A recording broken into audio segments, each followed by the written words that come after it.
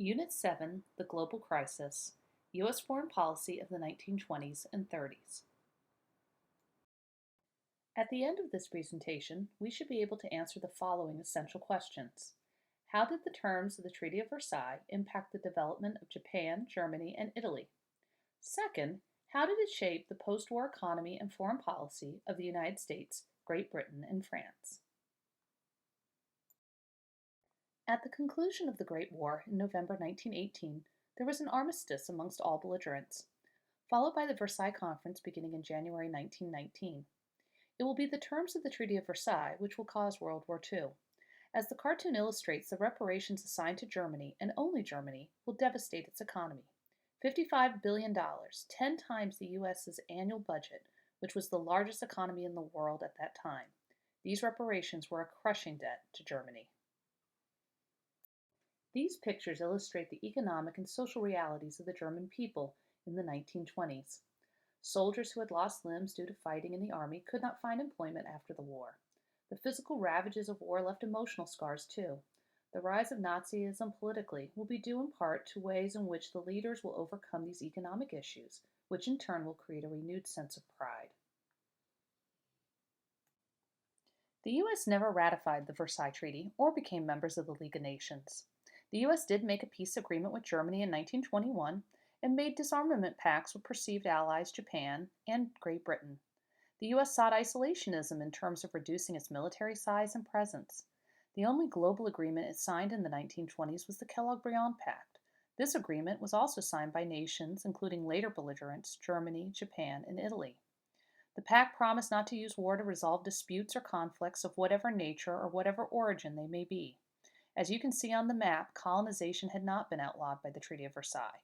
Acquisition of global possessions or other territories for natural resources will significantly motivate military conflict by Germany, Italy, and Japan during the decade before World War II. The U.S. never ratified the Versailles Treaty or became members of the League of Nations. The U.S. did make a peace agreement with Germany in 1921 and made disarmament pacts with perceived allies Japan and Great Britain. The U.S. saw isolationism in terms of reducing its military size and presence. The only global agreement it signed was the Kellogg-Briand Pact. This agreement was signed by over 40 nations, including later belligerents, Germany, Japan, and Italy. The pact promised not to use war to resolve disputes or conflicts of whatever nature. As you can see on the map, colonization had not been outlawed by the Treaty of Versailles. Acquisition of colonial possessions or other territories for natural resources will significantly motivate military conflict by Germany, Italy, and Japan during the decade before World War II. The U.S. government realized that Britain and France could not repay their World War I debts without reparation payments from Germany. Germany had to pay those debts in the currency of the owed nation. In order to do this, U.S. banks loaned money to Germany. The Dawes Plan of circular loans lasted until 1934. President Herbert Hoover removed U.S. troops from Haiti and other Latin American nations in the late 1920s. FDR tried to build upon this gesture of goodwill economically. Latin American nations will become significantly larger buyers of U.S. exports during the Great Depression due to this reciprocity. The U.S. imported mostly sugar, fruit, and other natural resources. The Smoot-Hawley Tariff of 1930 had greatly damaged U.S. foreign trade, creating a drop of more than 67%, especially of manufactured goods. FDR sought Latin American markets to initiate economic recovery in what he called the good neighbor policy. Public sentiment about remaining isolated from conflicts brewing abroad was due to other sources beyond the economic constraints of the Great Depression. Senator Gerald Nye led a commission to investigate allegations that industry and banks lobbied Congress and President Wilson to enter World War I. This Nye report showed that America's largest corporations benefited from government contracts and were able to circumvent income taxes during the period. U.S. banks, who had loaned 20 times more money to France and England than Germany, lobbied for U.S. entry into World War I. FDR publicly called the two-year investigation's findings compelling, and many Americans agreed. As you can see, as early as 1919, critics believed that not participating in the League of Nations would weaken the group's ability to enforce its policies, creating a gap in the bridge, literally a lack of structural strength. The images on this slide illustrate how ineffective and powerless the League of Nations was. Japan began invading Manchuria in 1931. Although sternly condemned by the League, Japan did not desist.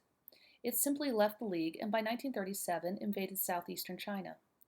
Italy sought its own colonies by conquering one of the last two independent nations of the African continent, Ethiopia, in 1936. Ethiopian King Haile Selassie begged the League to take military action.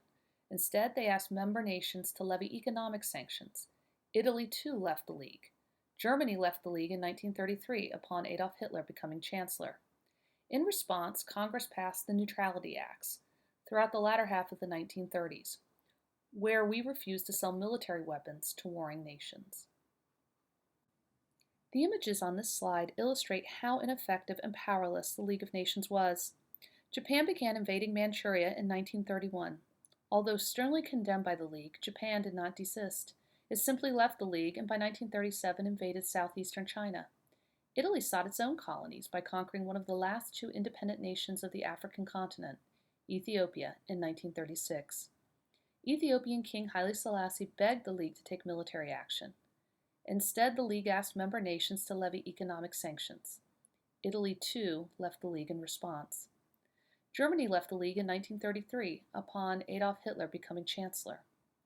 In response to this increased aggression, Congress passed the Neutrality Acts throughout the latter half of the 1930s, where we refused to sell military weapons to warring nations.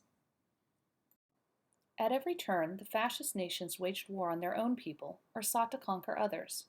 FDR realized that a large portion of the American public had no interest in getting involved in another war, even when the U.S. was directly attacked. Japanese planes bombed a naval gunboat in China, and just 6 months before the U.S. entered World War II, a German U-boat sank a merchant vessel.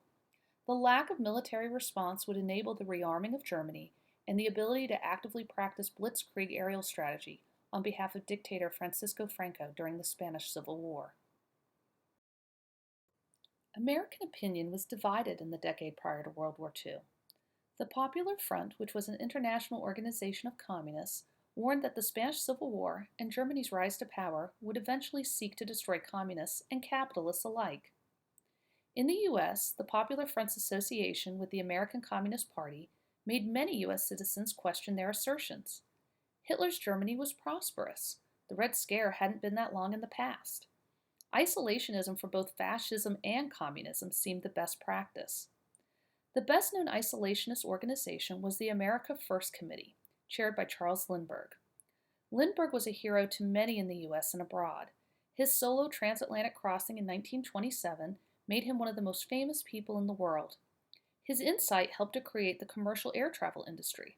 The tall, blonde, of German-American ancestry was a guest of Adolf Hitler's, ostensibly to critique his German Luftwaffe in 1938. On his return to the U.S., Lindbergh urged Congress to negotiate a neutrality pact with Hitler. 3 days after the bombing of Pearl Harbor, facing the reality that war had come to the U.S., Lindbergh will shutter the organization. The following map illustrates that by 1940, most of Europe will be controlled by one authoritarian regime or another. Japan's quest for territory was directly related to their industrial capacity. Lacking oil, rubber, iron, bauxite, and coal, Japan either had to purchase those natural resources or by 1931 began the process that other Western nations began in the late 19th century, colonization. In 1935 and 1936, the U.S. refused to sell weapons with warring nations. By 1937, the U.S. will only sell goods with no direct military purpose. These goods had to be paid for in full, no longer was credit extended. This policy became known as cash and carry. One of the criticisms of these acts was that petroleum and steel might not be military goods in their unfinished state, but easily become the tools and fuel of warfare. Why didn't the U.S. intervene earlier? As early as 1934, FDR's administration had asked Congress to pass a reciprocal trade agreement to help stimulate the U.S. economy. This in turn helped future enemies like Germany and Japan to acquire the resources for waging war. FDR definitely recognized that war was coming and the U.S. would eventually be part of it. His quarantine speech in 1937 illustrated that the fascist nations needed to be stopped. Knowing that he didn't have the public's support, He offered the solution of economically quarantining Germany, Italy, and Japan, although he never directly mentioned any by name. In addition, what might potentially have been the US's biggest ally, the Soviet Union, would not establish any kind of relationship with capitalist nations. However, that will change when Germany's invasion of Russia takes place in June of 1941. You can see that between September 1939 and December 1940, the Axis powers had quickly dominated Europe in the first 14 months of war. The Soviet Union signed the Ribbentrop-Molotov Non-Aggression Pact in 1939, 1 week before Germany attacked Poland, beginning World War II in Europe, initially excluding the Soviets from the conflict. By June of 1940, Great Britain stood alone in resistance to the Axis nations. As quickly as the war in Europe unfolded, the U.S. will move towards intervention. By 1939, Congress allowed nations fighting against the Axis powers to cash and carry war materials. They loaned money to nations like Finland, who were under attack from the Soviets. Congress also begins rebuilding the U.S. Navy. The Selective Service Act was reinstated for men 21 to 45. As quickly as the war in Europe unfolded, the U.S. too will move towards intervention. By 1939, Congress allowed nations fighting against the Axis powers to cash and carry war materials. They loaned money to nations like Finland, who were under attack from the Soviets. Congress begins rebuilding the U.S. Navy. In addition, by 1940, the Selective Service Act was reinstated for men 21 to 45. The historical situation for this document is Great Britain's need for support from the U.S. Congress authored the Lend-Lease Act of 1941 in order to supply the United Kingdom, Free France, and the Republic of China, and later the Soviet Union and other allied nations with food, oil, and material between 1941 and August of 1945. The origins of the act were based on Prime Minister Winston Churchill's request of FDR to help Great Britain. The two countries agreed to exchange more than 50 outdated American destroyers for 99-year leases on British bases in the Caribbean and Newfoundland, which would be used as U.S. air and naval bases in the future. One of the most significant agreements prior to U.S. entry into World War II is the Atlantic Charter. Churchill, FDR, and later Joseph Stalin of the Soviet Union agreed to principles of international security that would be a result of defeating the Axis powers and winning World War II. These principles, including decolonization, became the foundation of the United Nations. The U.S. entered World War II after the December 7th bombing of the U.S. naval base at Pearl Harbor. Why did Japan launch this attack? In August of 1941, the U.S. created an embargo against exporting oil to Japan. Within months, the U.S. had frozen the Imperial Japanese government's assets in U.S. banks. Negotiations over these issues had fallen through by early December. Attacking the base at Hawaii was an attempt to limit U.S. retaliation. All of the Pacific Fleet but 3 aircraft carriers were docked that day. Within hours, Guam, Philippines, and other U.S.-held Pacific islands were attacked. Within 6 months, all would be captured by the Japanese. The following day, Congress declared war against Japan and Germany on December 8, 1941. U.S. isolation is over.